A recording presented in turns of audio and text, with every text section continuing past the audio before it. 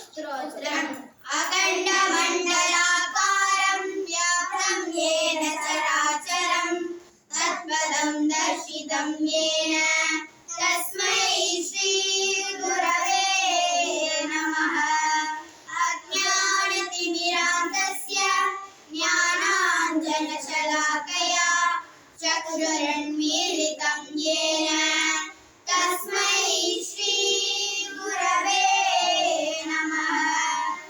गुरुर्ब्रह्मा गुरुर्विष्णुः गुरुर्देवो महेश्वरः गुरुरेव परं ब्रह्म तस्मै श्री गुरवे नमः।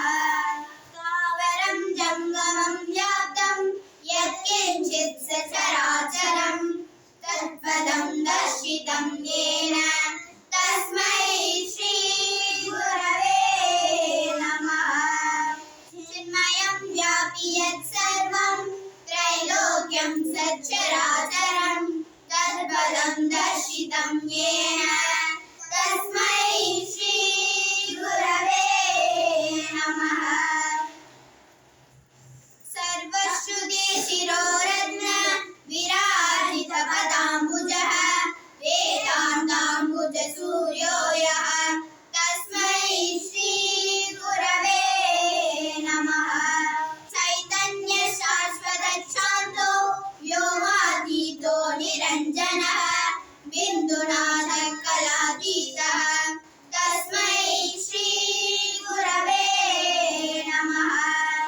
ज्ञानशक्तिसमारूढः तत्त्वमाला विभूषितः मुक्तिप्रदाता च तस्मै श्री गुरवे नमः।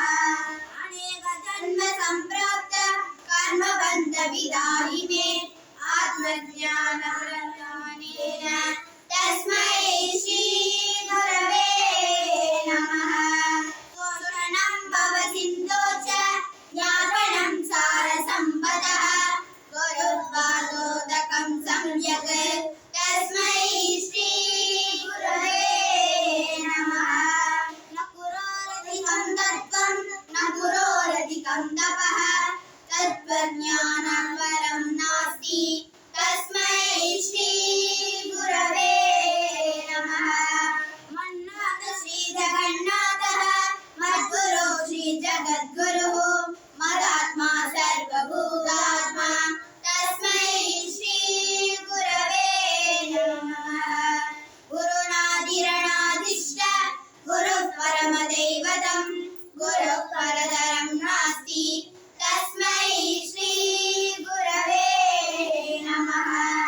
ब्रह्मानन्दं परमसुखदं केवलं ज्ञानमूर्तिं द्वन्द्वातीतं गहनसदृशं तत्त्वमस्यादिलक्ष्यम् एकं नित्यं विमलमचलं सर्वदे साक्षिभूतं भावातीतं त्रिगुणरहितं सद्गुरो